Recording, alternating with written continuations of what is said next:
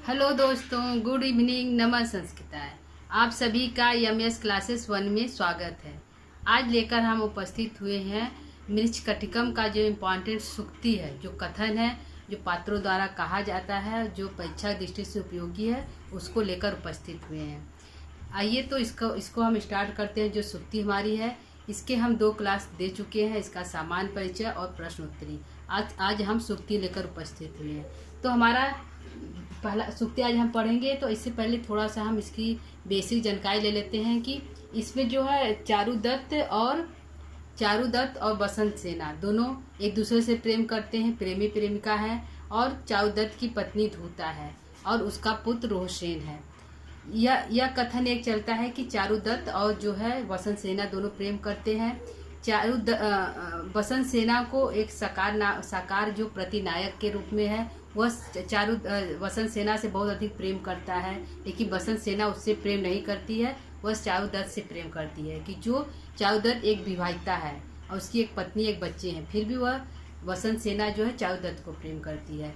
और दूसरा एक कहानी है कि इसमें जो एक सर्विलक और जो मदनिका है वह एक दूसरे से प्रेम करते हैं। मदनिका को प्राप्त करने के लिए ही सर्विलकर जो है चारुदत्त के घर में बसंत सेना के आभूषण को चुराता है।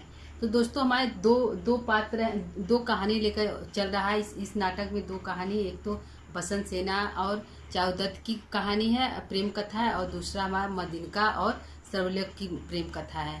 और इसमें प्रतिनायक हमारे वही सकार है। ठीक है दोस्तों, तो आइए जो बेसिक जानकारी था उसको हम बता दिए दोस्तों।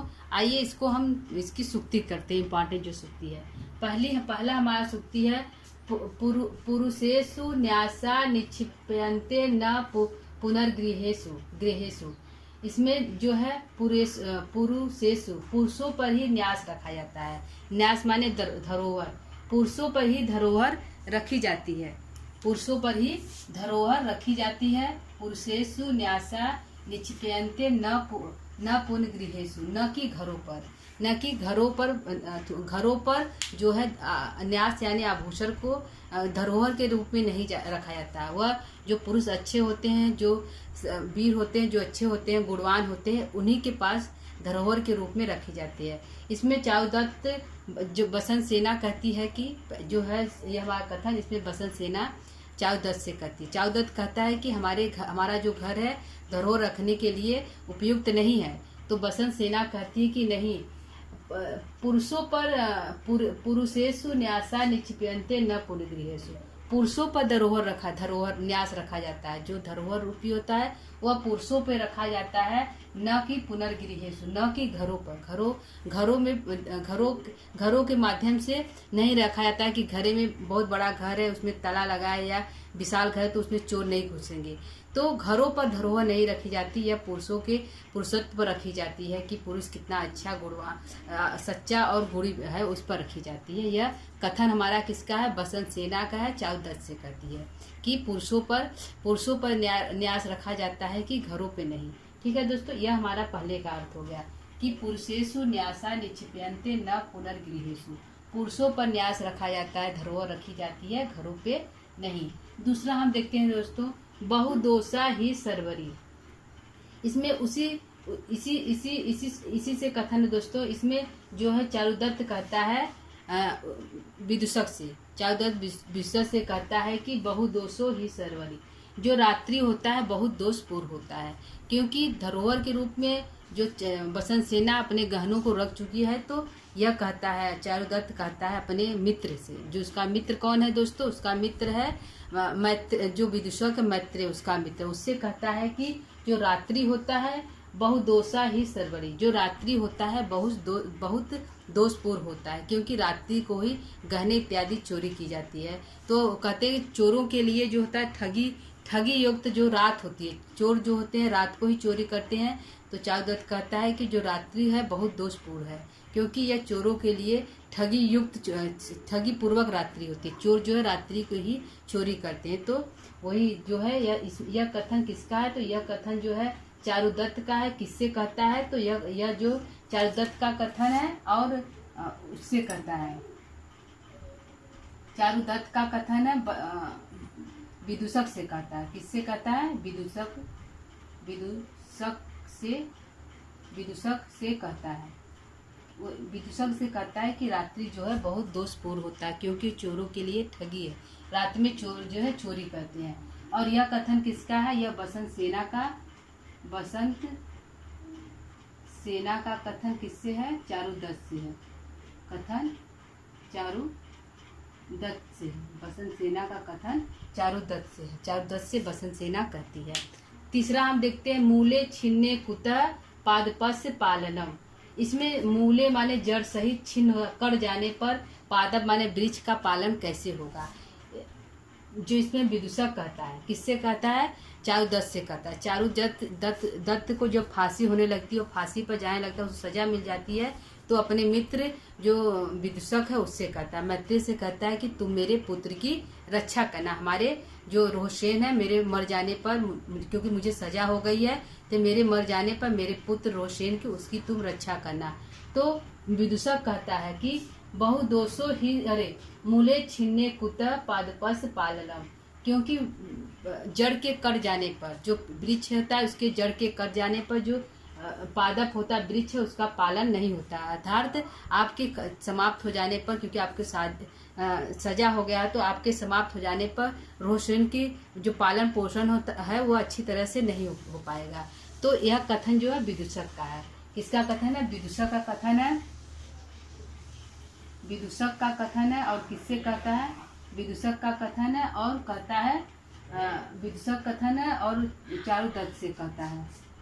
चारुदत्त से कहता है। चारुदत्त से कहता है कि मूले छिन्ने कुतः पादपस्य पालनम।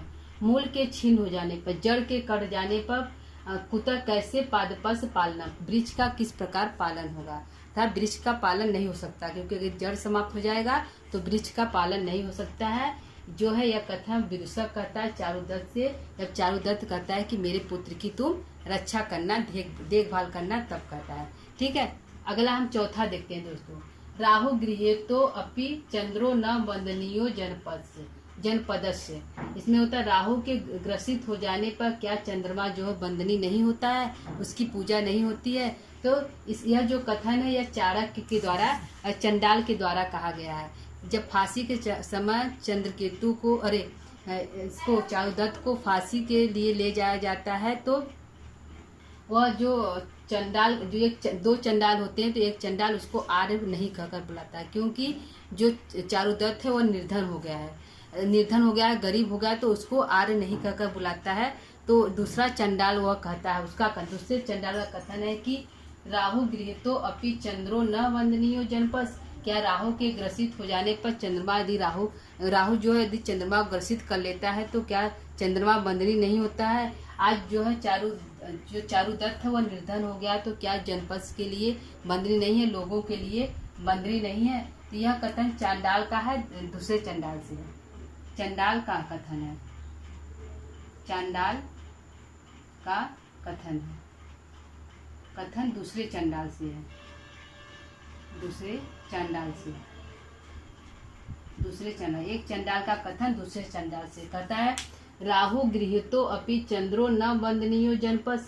राहु के ग्रसित हो जाने पर क्या चंद्रमा वंदनीय नहीं है। उसी प्रकार आज जो है चारुदत्त के फांसी हो जाने पर, या उसका दोष जो है प्रमाणित हो जाने पर, क्या उसका वह जनपद जो है लोग जो है वंदना नहीं करेंगे। वंदनीय जनपद के लोग, क्या जनपद के लोगों के लिए वंदनीय नहीं है। यह एक चंडाल दूसरे चंडाल का कथन है। अगला देखते हैं, वीड़ा ही नामा समुद्रो उत्थितम रत्नम। यह कथन जो है चारुदत्त का है। वह चारुदत्त जो है विदूषक से कहता है, बीड़ा की आवाज़ सुनकर। एक बीड़ा है, रेभी जो है वो बीड़ा को बजाता है, एक रेभी से वो बीड़ा को बजाता है। तो बीड़ा की आवाज़ को सुनकर जो कौन कहता है? चारुदत्त कहता है कि बीड़ा ही नामो समुद्रो उत्थितम रत्नम। समुद्र से तो 14 रत्न ही प्राप्त हुए हैं। जो रत्न है, 14 रत्न जो है समुद्र से प्राप्त हुए हैं। लेकिन जो बीड़ा रत्न है यह समुद्र से प्राप्त न होते हुए भी रत्न है। क्या है? बीड़ा जो है समुद्र से प्राप्त नहीं है, फिर भी क्या है? यह रत्न है। किसका कथन है? चारुदत्त का कथन है। चारुदत्त का कथन है। तीसरे अंक का है, चारुदत्त का कथन विदूषक से है। विदूषक से है। क्या सुनता है?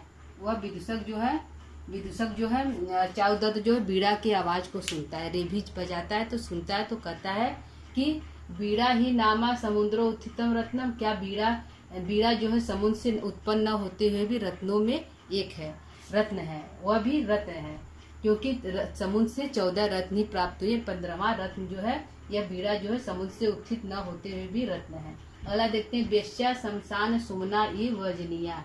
ये इसमें जो सर्विलक कहता है, सर्विलक कथन है। किसका कथन है? सर्विलक का कथन है, सर्विलक का कथन है। सर्विलक मन में कहता है, सर्विलक मन में कहता है कि वेश्या शमशान सुमना यु वर्जनीया। जो वेश्याएं होती हैं उनको शमशान के पुष्प के समान ही वर्जनीय माने त्याग देना चाहिए, छोड़ देना चाहिए। वेश्या शमशान सुमना इव वर्जनीय, वेश्याओं को शमशान के फूल के समान वर्जनीय माने त्याग देना चाहिए, छोड़ देना चाहिए। वह कहता है कि जो वेश्याएं होती हैं, वेश्याओं के बारे में सब जगह कहता है कि जो वेश्याएं होती हैं वह धन के लिए ही होती है। जहाँ धन प्राप्त होता है उन्हीं के पास जाते हैं। तो वेश्याएं धन के लिए जाती हैं और वो पुरुषों को बहुत अधिक विश्वास कराती हैं कि हम तुम्हीं से प्रेम करते हैं या तुम्हारे पास ही हैं। तो जो वेश्याएं लोग होती हैं वह पुरुषों को विश्वास दिलाती हैं, लेकिन खुद वह दूसरे पुरुषों पर विश्वास नहीं करती है। वो किसी दूसरे पुरुष पर विश्वास नहीं करती, लेकिन दूसरों को विश्वास दिलाती है। यह कौन कर रहा है? सर्विलक कर रहा है, मन में कर रहा है। ठीक है, तो कहता है कि वेश्या शमशान सुमना ये वर्जनीय। वेश्याओं को क्योंकि पुरुषों पर विश्वास नहीं करती, तो ऐसे जो पुरुष होते हैं ऐसे पुरुष जो है वेश्याओं को शमशान के फूल के समान वर्जनीय माने छोड़ देना चाहिए, त्याग देना। वर्जनीय माने त्याग देना चाहिए, वर्जित कर देना चाहिए। अगला देखते हैं दोस्तों, शून्यम पुत्रस्य गृहम चिर शून्यम यस्य समित्रम मूर्खस्य दिशा शून्या सर्व शून्यम दरिद्रस्य।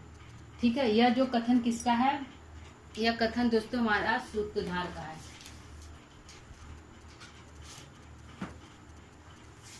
किसका यह कथन है? यह कथन सूत्रधार का है। सूत्रधार कहता है कि शून्यम पुत्रस्य गृहम चिर शून्यम यस्य समित्रम मूर्खस्य दिशा शून्या सर्व शून्यम दरिद्र। किसका कथन है? यह कथन हमारा किसका है? यह कथन सूत्रधार का है। सूत्रधार कहता है कि सूत्रधार जो अपने मन में कहता है कि शून्यम पुत्रस्य गृहम, पुत्र से घर शून्य होता है। क्या होता है? पुत्र से हमारा घर शून्य होता है। और शून्यम पुत्रस्य गृहम, पुत्र से घर शून्य होता है। और सच्चा मित्र न में चिर शून्यम यश समित्रम, सच्चा मित्र न होने पर समय शून्य होता है। और मूर्ख से दिशा शून्यम, और मूर्ख के शून्य होने पर उसकी सभी दिशाएं शून्य होती हैं। लेकिन सर्व शून्यम दरिद्रतम, जो दरिद्र होता है, जो गरीब होता है, वह हर तरह से शून्य होता है, उसके पास कुछ भी नहीं होता। तो सर्व शून्यम दरिद्र से, जो दरिद्र होते हैं वह हर तरह से शून्य होते हैं। कहने का तात्पर्य है कि सूत्रधार कहता है कि जिसके पास पुत्र नहीं है तो उसका घर सूना रहता है। और यदि किसी के पास अच्छे मित्र नहीं है तो उसका समय व्यतीत नहीं होता है, वह उसका समय नहीं करता है किससे बातचीत करे। तो जब मित्र के पास क्या है, चिर शून्यम यश समित्रम, अच्छा मित्र न होने पर उसका समय शून्य होता है। और मूर्ख से दिशा शून्य, और मूर्खों के लिए सभी दिशाएं शून्य होती हैं। जो मूर्ख होते हैं वो किस दिशा में जाए पता नहीं चलता है, तो उसके मूर्खों के लिए सभी दिशाएं शून्य होती हैं। और शून्य सर्व शून्य दरिद्र, और जो दरिद्र होते हैं, जो गरीब होते हैं, उनके लिए सब कुछ शून्य होता है। सर्व माने सब कुछ शून्य होता है। ठीक है, यह सूत्रधार का कथन है। अगला देखते हैं, साहसे श्री प्रतिवसती, साहस में लक्ष्मी निवास करती। यह सर्विलक का कथन है मदिनका से। किसका कथन है? सर्विलक का कथन है मदिनका से।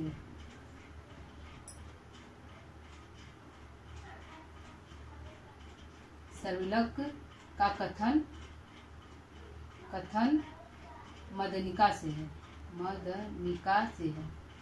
जब गहना चुरा कर लाता है सर्वलक, तो वह कहती है कि उसके गहनों को वापस कर दो।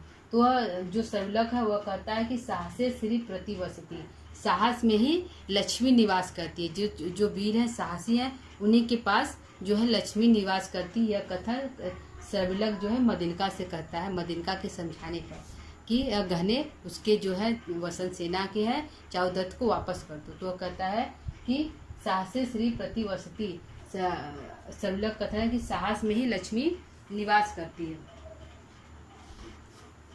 और क्योंकि वह जो है सर्वलिका जो है चोरी किया रहता है, तो अपने एक तरह से कह सकते हैं दोस्तों कि अपने चोरी का गुणगान कर रहा है। वह कह रहा है कि क्योंकि साहस में लक्ष्मी निवास करती है, तो वह चोरी के माध्यम से धन को प्राप्त किया जाता है। तो ये अपने चोरी जो चोरी किया जाता है, तो उसका गुणगान करते हुए कहता है कि साहस में ही लक्ष्मी निवास करती है। यह कथन सर्वलक का है, मदिनका से कहता है। साहसे श्री प्रतिवसती, साहस में ही लक्ष्मी निवास करती है। अगला देखते हैं, सत्कार धन खलु सज्जनम।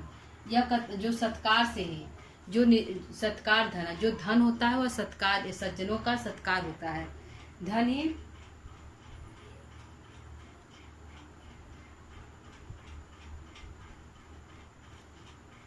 कहता है कि सत्कार धन खलु। यह कथन किसका है? तो यह कथन संवाहक जो है बसंत सेना से कहता है। संवाहक जो है बसंत सेना से कहता है। किससे कहता है? बसंत सेना से कहता है। संवाहक जो है बसंत सेना से कहता है कि सत्कार धन खलु सज्जन। जो सज्जन लोग होते हैं, जो सज्जन पुरुष व्यक्ति होते हैं, उनके लिए ही सत्कार ही उनके लिए धन है। जो सत्कार ही उनके लिए धन, क्योंकि लक्ष्मी जो होती है चंचल होती है। क्योंकि लक्ष्मी हर किसी के पास रहती है। लक्ष्मी जो है चंचल होती है, हर किसी के पास रहती है। तो जो सत्कार होता है खलुबा, निश्चित रूप से सज्जनों के लिए वही धन है। यह संवाहक का कथन है, बसंत सेना से कहता है कि जो सज्जन होते हैं उनके लिए उनका सम्मान ही धन, सत्कार ही धन है। क्योंकि जो लक्ष्मी होती है वह चंचल होती है, वो हर किसी के पास जाती है। ठीक है, हम अगला देखते हैं। अगला सूक्ति हमारा 10वां सूक्ति देखते हैं। न कालम अपेक्षते स्नेह। जो समय न कालम अपेक्षते स्नेह।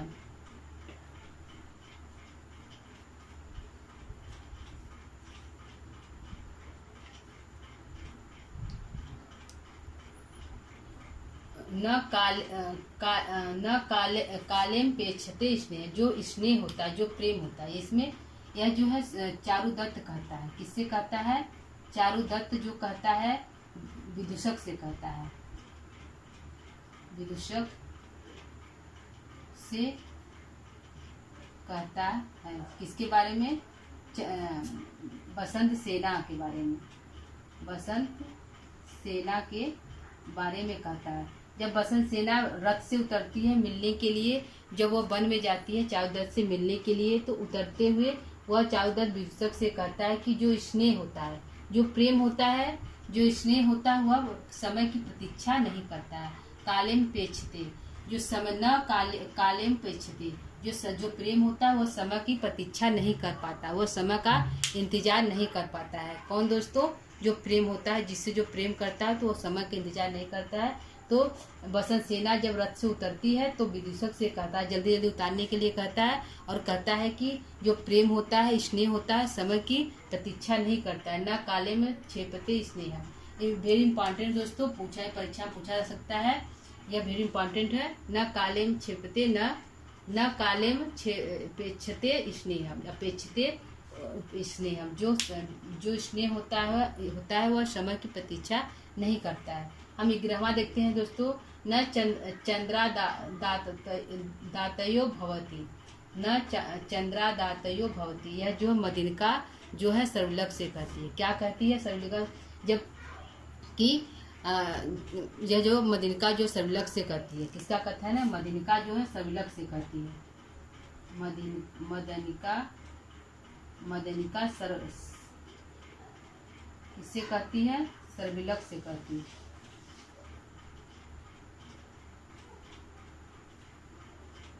सर्वलक से कहती है। सर्वलक से कहती है कि जो चंद्रमा होता है, न चंद्रमा तापतो दापतो भवति, जो चंद्रमा है उसका ताप नहीं लगता है।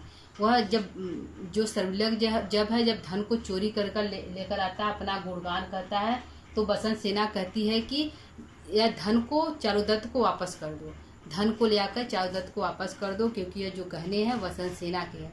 तो वह जो है उसको वापस कर दो। तो जो ये सर्वलक है वह कहता है कि वह डरता है कि कहीं जाकर जो चारुदत्त है कहीं जाकर कंप्लेन न कर दे, पुलिस में कंप्लेन न कर दे कि जो सर्वलक है वह धन को चोरी किया। तो वह शंकित होता है कि कहीं चारुदत्त जाकर कह न दे या मुझे मारे न, तो इस शंका से वह शंका करता है। तो तब मदिनका कहती है कि न चंद्रमा दातयो भवति, जो चंद्रमा होता है, जो चंद्रमा है वह ताप नहीं देता है, और चारुदत्त के बारे में, क्योंकि चारुदत्त जो है सरल है, उसका मन शांत है और साहसी है। वह जो है मदिनका कहती है कि जो चारुदत्त वह किसी से नहीं कहेगा, क्योंकि जो चंद्रमा होता है वह ताप नहीं देता है। यह कथन सर्वलक से मदिनका जो सर्वलक से कहती है। सर्वलक जब संकोच करता है चारुदत्त के पास जाने के लिए, तब अगला हम देखते हैं दुष्कर्म विषम औषधि करतुम। यह बीट का कथन है। बीट कहता है, जो बीट है सकार का सेवक है, सकार का सेवक है। तो बीट कहता है कि दुष्कर्म विषम औषधिम करतुम, कि जो विष होता है उसको, जो विष है उसको औषधि बनाना अत्यधिक दुष्कर है। क्या है? दुष्कर्म विषम औषधि करतुम, विष को औषधि बनाना अत्यधिक दुष्कर कार्य है। विषम औषधि करतुम दुष्कर्म, विष को औषधि बनाना अत्यधिक दुष्कर कार्य। क्योंकि जो सकार को है यह बीट समझाता है, क्योंकि यह बसंत सेना को मारने के लिए जाता है। जब वो गलती से वो रथ में बैठ जाती है सकार की, तो सकार लेकर जाता है तो अपने प्रेम प्रणय करता है, मतलब अपने प्रेम को बताता है। तो बसंत सेना जो इनकार कर देती है, तो वह उसका गला दबाने लगता है मारने के लिए। तो बीट करता है, सकार से कहता है कि दुष्कर होता है, विषम औषधिम करतुम, वो करता है कि छोड़ दो, बसंत सेना को छोड़ दो। तो जो बीट का कथन है, बीट कहता है कि जो औषधि, जो विष होता है उसको औषधि बनाना बहुत दुष्कर कार्य होता है। जो कि सकार जो है बहुत दुष्ट है, तो सकार को संबोधित करते हुए कहता है कि जो विष होता है उसको औषधि बनाना दुष्कर कार्य, क्योंकि सकार जो है दुष्ट व्यक्ति था। ठीक है दोस्तों, यह हमारा जो है सुक्ति है दोस्तों। एक बार सुक्ति को फिर से देख लेते हैं, नहीं एक आध कुछ सुक्ति हम और देख लेते हैं। ठीक है। पुरुषेषु न्यासा निपेक्षु न पुनर्गृहेषु, बसंत सेना कहती है कि पुरुषों के पास न्यास रखा जाता है, न कि गृहों में, न कि घर में। अगला देखते हैं बहुदोषा ही सर्वरी, चारुदत्त कहता है कि रात्रि बहुत दोषपूर्ण होती है, जो रात्रि होती है बहुत दोषपूर्ण होती है। मूले छिन्ने कुत पादपस्य पालनम,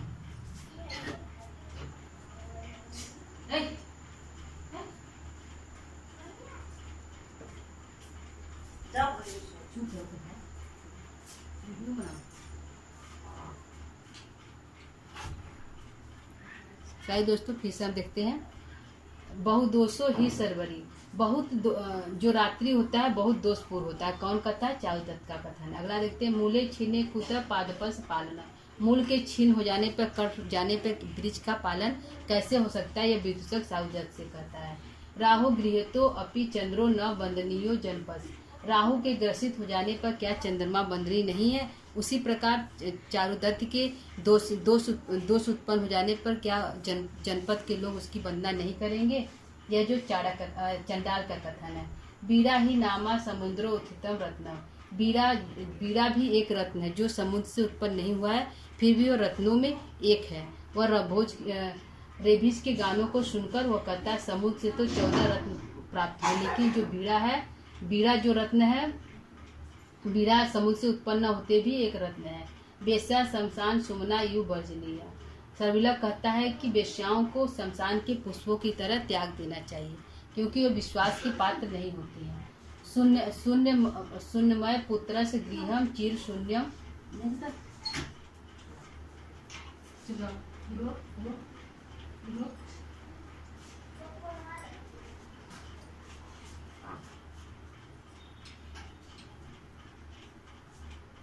देखते हैं दोस्तों फिर से। शून्यमय पुत्रस गृहम चिर शून्यम यश समित्रम मूर्खस दिशा शून्य सर्व शून्यम दरिद्रता।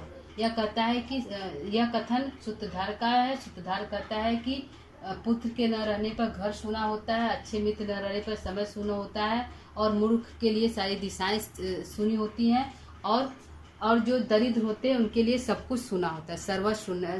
सर्व शून्यम दरिद्र। जो दरिद्र हैं, गरीब है, उनके लिए सभी चीज शून्य है। अगला देखते हैं। साहसे श्री प्रतिवस्ती। साहस में लक्ष्मी निवास करती है। जो सर्विलक है अपने चोरी का गुणगान करते हुए मधुलिका से कहता है कि साहस में लक्ष्मी निवास करती हैं। सत्कार धन खलु सज्जनम। जो सत्कार होता है, निश्चित रूप से सज्जनों के लिए सत्कार ही उनका धन होता है। यह संवाद का कथन है बसंत सेना से। अगला कथन है न कालम उपच्छते स्नेह। चारुदत्त विदूषक से कहता है कि बसंत सेना को जल्दी उतारो रथ से, क्योंकि जो स्नेह होता है वह समय की प्रतीक्षा नहीं करता है। न चंद्रा तापयो भवती। मदिनका सर्विलक से कहता है कि क्योंकि चारुदत्त है वह क्रोध नहीं करता है, तो मदिनका कहती है कि जो चारुदत्त है वह चंद्रमा की बाती है, क्योंकि चंद्रमा ताप नहीं देता, उसी प्रकार चारुदत्त जो है वह ताप नहीं करता, वो क्रोधित नहीं करेगा। दुष्कर्म विषम औषधि कर दो। बीट का सत्कार जो है सेवक का कथन है। साकार को कहता है कि विष को औषधि नहीं बनाया जा सकता है, क्योंकि विष को औषधि नहीं बनाया जा सकता, बहुत दुष्कर कार्य है। विष को औषधि बनाना दुष्कर कार्य है। उसी प्रकार साकार जो है दुष्ट है, उसको सज्जन व्यक्ति नहीं बनाया जा सकता। ठीक है दोस्तों, 2-3 हम इम्पॉर्टेंट और हमारी सूक्तियाँ बची हैं दोस्तों, उसको भी हम ले लेते हैं, देख लेते हैं।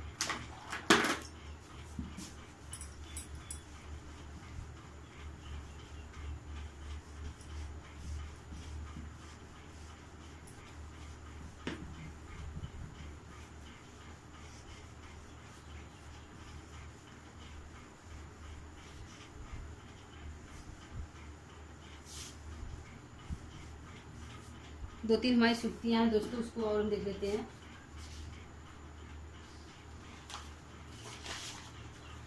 दुर्लभा गुड़ा एक है दोस्तों। दुर्लभा गुड़ा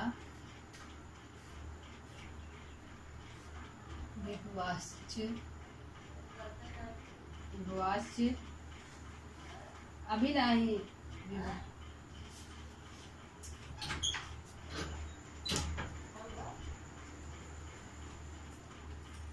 विवाच्य अपेषु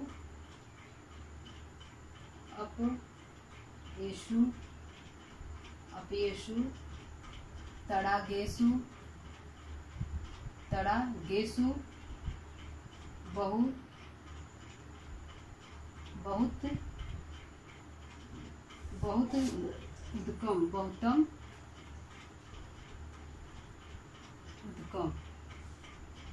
ठीक है दोस्तों।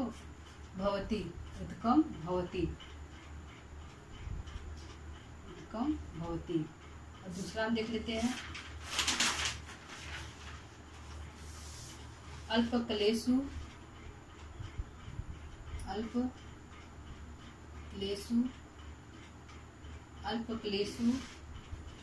मरणम दारिद्र्यम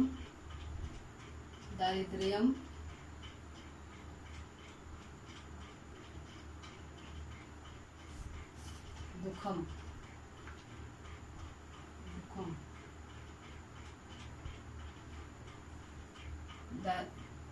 दारिद्र्यम नंतकम दुखम। न युक्तम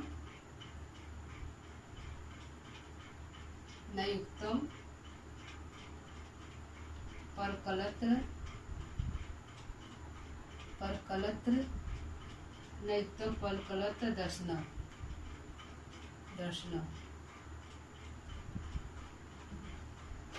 न युक्तम परकलत्र दर्शन।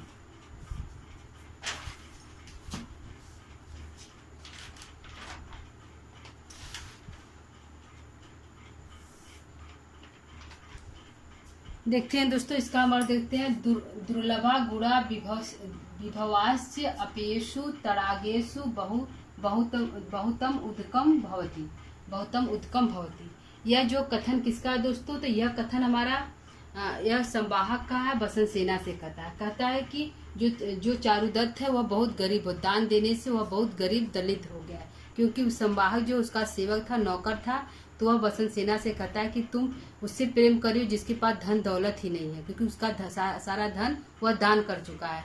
तो वह कहता है कि चारुदत्त के पास सारी संपत्ति समाप्त हो गई, वह दरिद्र हो गया है। तो बसंत सेना कहती है, संवाहक का कथन है, बसंत सेना कहती है कि दुर्लभा गुणा विभवास्य अपेषु तडागेषु बहुतम उदकम भवति, क्योंकि दुर्लभ होता है, गुण और संपत्ति दोनों एक साथ प्राप्त होना दुर्लभ होता है, क्योंकि उसके पास गुण भी हो और संपत्ति भी हो, तो दोनों एक साथ होना दुर्लभ होता है। कहते दुर्लभा गुणा विभवास्य अपेषु तडागेषु बहुत उदकम, गुण और संपत्ति दोनों एक साथ होना दुर्लभ होता है। जिस प्रकार पीने युक्त न पीने युक्त पानी, जो पीने युक्त पानी से जो तड़ाग होता है, जो तालाब होता है, भरा पड़ा होता है, उसी प्रकार जो गुणी व्यक्ति होती है उनके पास संपत्ति नहीं होती है। कथन किसका है? बसंत सेना का संवाहक से है। ठीक है, तो किसका है? बसंत सेना से संवाहक का कथन है, बसंत सेना का कथन है, बसंत सेना का कथन संवाहक से। ठीक है, अगला हम देखते हैं अल्पक्लेशु मरणम दरिद्रम नक्तम ननतकम दुखम। यह जो चारुदत्त का कथन है, चारुदत्त विदूषक से कहता है। चारुदत्त किससे कहता है? विदूषक से कहता है। क्या कहता है? विदूषक से कहता है कि अल्पक्लेशु मरणम, मरना ज्यादा सरल है, ज्यादा कम दुखदायी है। अब अल्पक्लेशु मरणम, मरना कम ज्यादा सरल है, कम दुखदायी है, लेकिन दरिद्रयम ननतकम दुखम, क्योंकि जो गरीबी होता है वो अत्यधिक दुखदायी होता है। मरने से ज्यादा कष्टकारी क्या है? दरिद्रता, गरीबी है। मरना आसान है, मरना सरल है, लेकिन दरिद्रता, गरीबी बहुत कष्ट देने वाली है, दुखदायी है। तो यह चारुदत्त का विदूषक से कथन है। अल्पक्लेशु मरणम दारिद्र्यम ननतकम दुखम, जो है मरना अल्पक्लेश थोड़ा बहुत कम दुखदायी होता है, लेकिन दरिद्रता, गरीबी बहुत कष्टदायी होता है।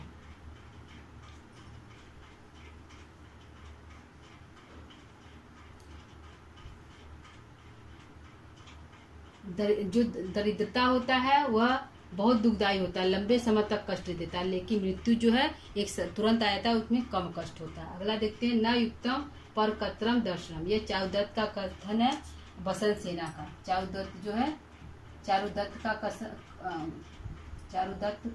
चारुदत्त कहता है कि पराई पर कलत्रम, दूसरों की स्त्री, न युक्तम उचित नहीं है, पर कत्रम पराई स्त्रियों का दर्शन उचित नहीं है। दूसरी स्त्रियों का पर स्त्री का दर्शन करना उचित नहीं है, क्योंकि जो बसंत सेना है वो कहाँ रहती है? चारुदत्त के घर में छिप जाती है। क्योंकि उस समय बहुत बारिश होती है, तो बारिश के समय चारुदत्त के घर में छिप जाती है। तो चारुदत्त जब बसंत सेना को देखता था, वो कहता है न युक्तम पर कत्रम दर्शनम, पराई स्त्रियों का दर्शन करना उचित नहीं है, न युक्तम उचित नहीं है।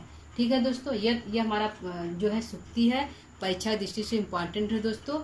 एक बार इसको देख लेते हैं। दुर्लभा गुणा विभस्या अपयेषु तडागेषु बहु उदकम भवति। जो बसंत सेना वह कहती है कि संपत्ति और गुण दोनों एक साथ नहीं पाई जाती है, क्योंकि जिस प्रकार न पीने योग से जो तड़ाव होता है वो भरा पड़ा होता है, उसी प्रकार जो गुणी व्यक्ति उसके पास दोनों संपत्ति नहीं रह सकती, गुण और संपत्ति दोनों एक साथ नहीं रह सकती है। अल्पक्लेशु मरणम दरिद्रम नक्तम दुखम। मरने से ज्यादा दुखदायी होता है दरिद्र होना, मरने से ज्यादा कष्टकारी क्या होता है? दरिद्र होना, गरीब होना। यह चारुदत्त का कथन है विदूषक से। न युक्तम पर कत्रम दर्शनम। ये चारुदत्त जो है बसंत सेना के घर में आ जाने पर वो कहता है कि पराई स्त्रियों का दर्शन करना उचित नहीं है। ठीक है दोस्तों, तो आज का हमारा जो क्लास था सूक्ति लेकर आए थे, तो आज का क्लास हमारा कैसा लगा दोस्तों? कमेंट करके जरूर बताइएगा। यह परीक्षा दृष्टि से बहुत उपयोगी है। आप इसको प्राप्त कर देख सकते हैं। यदि आपको मिल जाए तो इसको देख लीजिएगा। यह झारखंड की परीक्षा के लिए भी उपयोगी है, क्योंकि उसमें उसके सिलेबस में लगा हुआ है। लेकिन यह जो पीजीटी है, यूपी पीजीटी है और टीएसटी है, उसमें भी सामान्य परिचय में यह जो सुक्तियाँ हैं वो पूछ सकता है। तो उसके लिए भी वेरी इंपॉर्टेंट है। यूपी पीजीटी में और नेट में यह सिलेबस के रूप में अथवा सिलेबस के रूप में उपस्थित है, मतलब शामिल है। और झारखंड पीजीटी में भी यह शामिल है। ठीक है दोस्तों, तो आज का क्लास हमको यहीं पर हम विराम देते हैं, समाप्त करते हैं। अगला क्लास हम कुछ नया टॉपिक लेकर उपस्थित होंगे। तब तक के लिए नमः संस्कृता।